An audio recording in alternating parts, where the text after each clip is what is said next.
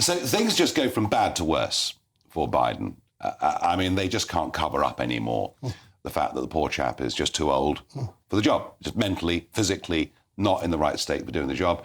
And his approval ratings, they just keep falling. Monmouth University's latest survey showing him down another 4 points in terms of approvals. He's down to 34%. But here's the really interesting bit, that Trump is leading Biden by a 13-point margin with the under-30s. What's happening there? Well, I don't think that should surprise people because it's not about even Joe Biden's age or his inability to do the job.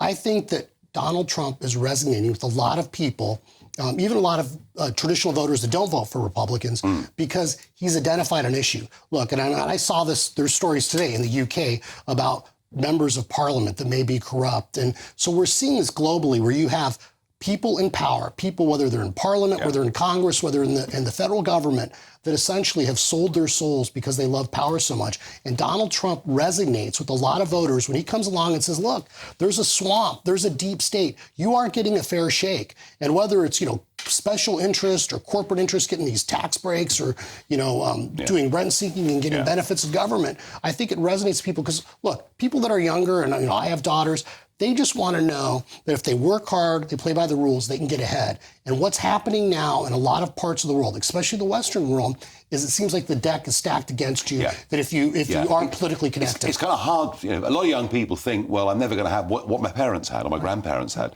Their quality of life diminishing. Yeah, no, I get it, but it's a really, really big lead. Well, really look, lead. The only thing lower, I think, right now in the United States than Biden's numbers is probably Hunter Biden after a crack binge when he's laying on the floor, right? Well, and there's a lot more to play out with the Hunter Biden stuff as well. No, this stuff is impressive, and it would seem that if Trump is able to stand in the next elections. Look, your viewers are smart, savvy viewers. I know that's why they're watching your show. And they have to appreciate that there is a reason why the left and the Democrats are fighting so hard to do everything they can to keep Donald Trump disengaged from running for office and engaged in fighting all these lawsuits in various states about whether he can even get on the ballot. Yeah, I mean, assuming that he can get on the ballot, assuming that he can get through these numerous legal challenges, in terms of the primary race, his poll numbers are higher now amongst registered Republicans than they've ever been. Nikki Haley making something of a move, perhaps coming through as the sort of main opposition voice to Trump. DeSantis bombing, Vivek Ramaswamy, interesting. But Trump's going to win this nomination, no problem, isn't he? Yeah, I recently was at an event. One of my friends invited me, was hosting Nikki Haley, and so I had an opportunity to listen to her talk. And essentially her selling point is that, well, I can win the general election. So she's kind of put all her chips into that basket. And look, I disagree with her on some issues, especially related to foreign policy. I mean, I don't think the UK or the United States can be the world's policeman and micromanaging conflicts all over the world, spending a lot of blood and treasure on those. That being said, is every day as Donald Trump gets indicted more, as he involves in these civil legal battles, his numbers are going up. And so her argument that somehow she's the one that's electable, I think is undermined, especially, and I'll tell you what, as someone who's run for office statewide in a swing state, I mean, I've seen the numbers. I mean, even though all this stuff is now baked into the cake, Donald Trump is running ahead in Arizona. Well, he is. He's running ahead in Georgia. He's running ahead in the swing states. And that's why I think you're seeing the left and the Democrats fighting so hard to do everything they can. And they're scared. They're scared. They're scared. And what about the Democrats? They've got their convention. That'll be coming up in July 2024. Right. I said a couple of months back, Mark, that as a Trump supporter, I want Biden to be the candidate.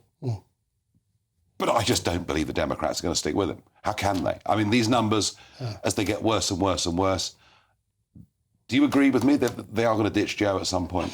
I think you're right. Now, every Democrat that I know keeps saying, no, that's not the case. That's not the case publicly. But then privately, they are scared to death. And so I think that there's two things that I think will happen at the Democratic convention. I think, one, you're going to probably see a record amount of marijuana sales around that event because people must be high if they're supporting Joe Biden.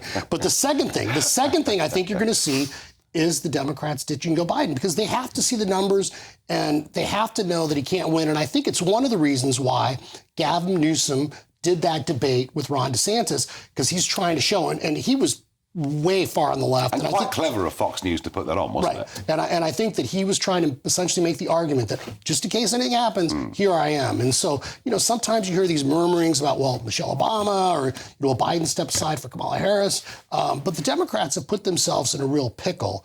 And, they're kind of stuck with Joe Biden. But I do think that behind the scenes, every Democrat I talk to is petrified that if it's Joe Biden versus Donald Trump, that Donald Trump will win. And I think that's why you see all these lawsuits. That's why you see the criminal indictments. And I think you're right. And we'll have to, we'll have to go back a year from now and run this. But I agree with you. I think if you're a betting guy, I don't think Joe Biden's going to be the nominee. No. And Newsom, the favorite? I would go with Newsom probably.